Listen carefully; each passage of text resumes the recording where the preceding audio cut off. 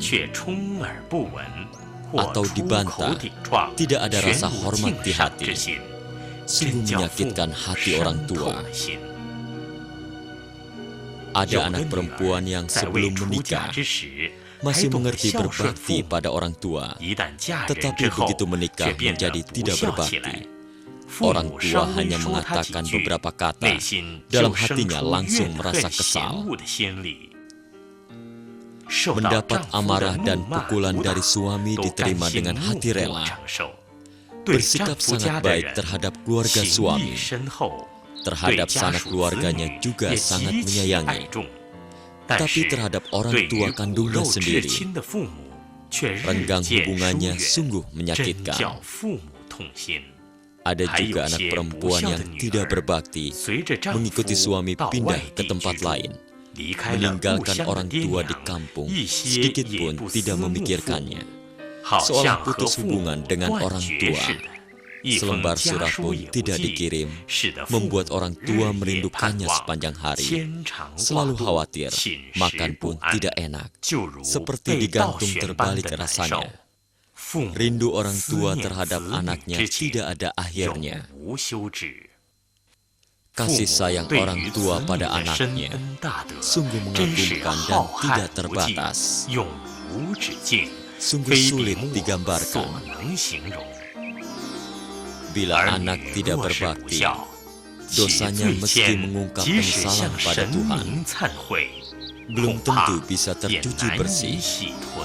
Setelah Sang Buddha selesai menjelaskan 10 budi orang tua, semua merasa sangat sedih dan sakit hati. Berdiam diri, ada yang terus bersujud kepada langit, ada yang memukuli dadanya penuh penyesalan, ada yang karena terlalu bersedih, dari semua pori-pori tubuhnya mengalir darah segar, karena nafasnya tersengal lalu pingsan. Tak lama kemudian, para murid pun sadar dan mulai meratap. Betapa sengsaranya. Orang tua demi anak-anaknya benar-benar sangat sengsara. Sungguh membuat orang sakit dan bersedih. Anak yang tidak berbakti sungguh menyakitkan hati orang tua. Coba kita berpikir kembali, dulu kita orang yang berdosa. Saat itu kita seperti dewa malam, berkeliaran dari timur dan barat, melewati hidup dengan nikmat, tidak pernah terpikirkan betapa besar dosa diri sendiri.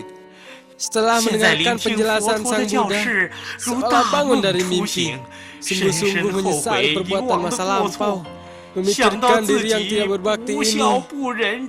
Sungguh, hati menjadi remuk, badan seperti terbakar. Mohon kepada Maha Guru, kasihanilah kita yang bodoh ini. Berilah kesempatan untuk bertobat. Mohon beritahu dengan cara apa baru bisa membalas budi orang tua. Sang Buddha memakai 8 cara unik untuk menjelaskan pada murid-muridnya. Kalian tahu budi orang tua demikian luhur. Sekarang saya akan jelaskan pada kalian. Bila ada seseorang di sisi kiri memikul ayahnya, di sisi kanan juga memikul ibunya, berjalan mengelilingi gunung Sumi, pikulannya membuat kulit dan daging terluka, hingga tembus ke tulang tapi tidak mengeluh. Darah segar mengalir membasahi mata kaki. Dengan cara begitu setelah miliaran kalpa, tetap tidak dapat membalas budi orang tua. Bila ada orang lahir pada masa penuh bencana, demi tidak membiarkan orang tua kelaparan, memotong daging yang ada di tubuhnya, dipotong tipis-tipis untuk makan orang tua. Meski ada hati berbakti seperti ini, setelah miliaran tahun, tetap saja sulit untuk membalas budi orang tua. Bila ada seseorang demi memohon kedamaian dan panjang umur bagi orang tua, mencolok matanya sendiri untuk dipersembahkan pada Buddha. Demikian setelah melalui miliaran kalpa, tetap belum bisa membalas 1/10.000 budi orang tua. Bila ada seseorang demi orang tuanya, menggunakan pahat untuk mengorek hatinya, hingga darah mengalir membasahi bumi, tidak takut akan semua penderitaan ini. Hal ini setelah dilakukan hingga miliaran kalpa, masih belum bisa membalas budi orang tua. Bila ada anak yang demi orang tuanya rela menerima tusukan ribuan pisau tajam dan panah, serentak dihujamkan pada tubuhnya sendiri, menghujam dari segala arah hingga miliaran kalpa, masih belum bisa membalas budi orang tua. Bila ada seseorang demi memohon kedamaian dan usia panjang bagi orang tuanya, membakar tubuhnya sendiri untuk menyalakan pelita bagi Buddha, tetap saja, meski dilakukan miliaran kalpa, tetap saja tidak dapat membalas budi orang tua. Bila ada orang yang demi membalas derita orang tua, bekerja keras hingga daging dan tulangnya hancur, meski dilakukan hingga berkalpa-kalpa, tetap belum bisa membalas budi orang tua. Bila ada seseorang yang karena ingin berbakti, mewakili orang tua menelantil besi yang panas, seluruh tubuh terluka bakar dan hangus. Demikian dilakukan hingga miliaran kalpa, juga belum bisa membalas 1/10.000 budi orang tua. Setelah mendengar penjelasan Sang Buddha mengenai budi orang tua, semua mencucurkan air mata. Hati sakit seolah diiris pisau. Juga tidak tahu bagaimana caranya untuk membalas budi orang tua. Sungguh merasa sangat malu, lalu bertanya pada Sang Buddha. Maha Guru, sekarang kita benar-benar kita adalah orang yang berdosa. Namun tidak tahu harus lakukan apa baru bisa membalas budi orang tua. Sang Buddha melihat semuanya ingin bertobat. Dengan gembira memberitahukannya.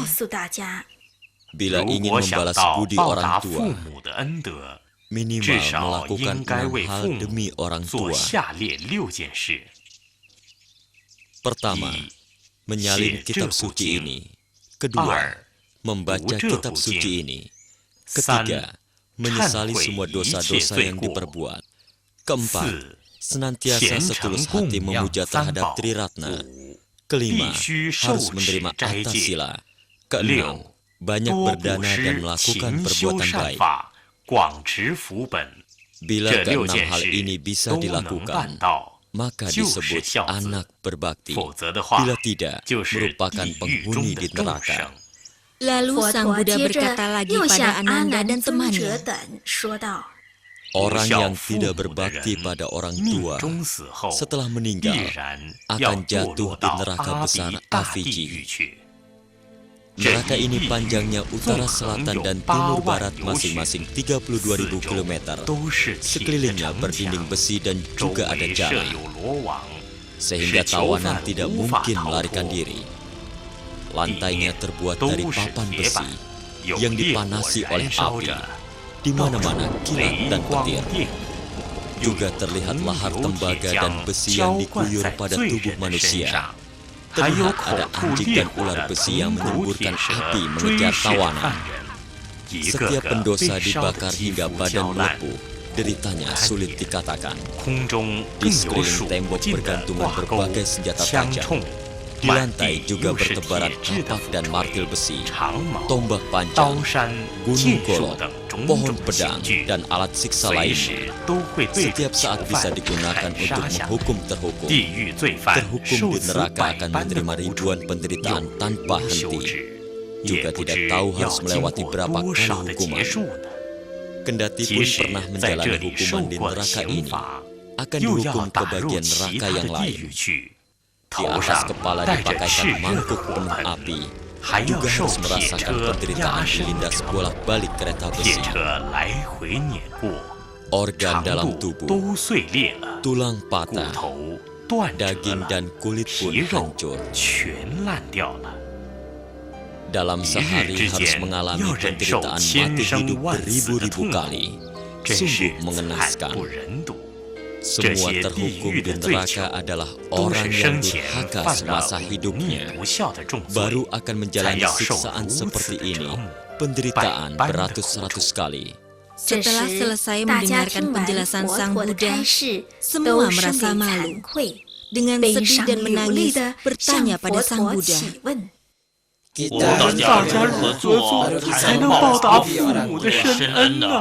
Sang Buddha menjawab, Hendak membalas budi orang tua, cara paling baik adalah dengan mencetak sutra ini. Biarkan sutra ini tersebar luas. Bisa mencetak satu, berarti bisa mendapatkan pahala bertemu satu Buddha. Bila mencetaknya 10 jilid, berarti bisa berkesempatan bertemu 10 Buddha. Begitu seterusnya mencetaknya ratusan, ribuan, puluhan ribu jilid, maka akan bisa bertemu ratusan, ribuan, puluhan ribu Buddha. Bagi yang mencetak sutra ini demi membangkitkan niat baik hati orang, maka para Buddha pun akan sering menyertai di sisinya. Dengan kekuatannya menyokong orang tua dan dirinya terlahir di surga. Merasakan kenikmatan surgawi, tidak perlu jatuh ke neraka dan menderita. Ananda dan para murid lainnya, termasuk 8 naga langit dan Raja Cakravartin dan lain-lain, setelah mendengar penjelasan Sang Buddha, merasa sangat malu dan menyesal. Bulu kuduk di sekujur tubuh merinding. Semuanya dengan perasaan menyesal berikrar pada Sang Buddha. Mulai sekarang hingga masa yang akan datang, meski melewati miliaran kalpa, tulang remuk jadi abu, juga akan menjunjung tinggi ajaran Mahaguru yang mulia. Tidak akan berani berkhianat. Kami rela lidahnya dicukir hingga panjang, lalu dipotong. Biarkan darahnya mengalir seperti sungai. Demikian setelah melalui miliaran kalpa, juga tak akan melanggar ajaran Buddha. Lebih baik saya dilindas oleh roda berpisau, merasakan derita pisau menusuk tulang dan mengiris tubuhku. Juga tidak akan mengingkari ajaran Sang Buddha. Meski dililit oleh jala besi di sekujur tubuh, menderita tak tertahankan hingga miliaran kalpa, juga tidak akan mengingkari ajaran Sang Buddha. Lebih baik mengalami siksaan ditumbuk dengan golok, tubuh dicincang jadi daging cincang, sampai kulit, daging dan tulang di tubuh sulit dikenali, sampai miliaran kalpa, juga tidak akan pernah mengingkari ajaran Sang Buddha. Lalu Ananda bangkit dari duduknya. Dengan hormat berkata kepada Sang Buddha, Mahaguru, sutra ini apa namanya? Supaya mempermudah kami semua mengikuti ajarannya. Sang Buddha lalu memberitahu pada mereka, sutra ini disebut sutra budi orang tua sulit dibalas. Kalian hendaknya senantiasa mengingat dan menyebarkannya. Pada saat itu, Ananda, para murid lain dan 8 naga langit serta lainnya, setelah mendengarkan pembabaran Dharma Sang Buddha, pikiran tersadarkan, hati pun gembira. Setiap orang bertekad selama hidupnya akan menjalankan ajaran Buddha, menjadikan berbakti dan hormat sebagai landasan pekerjaan. Lalu semuanya memberi hormat pada Sang Buddha dan mengundurkan diri.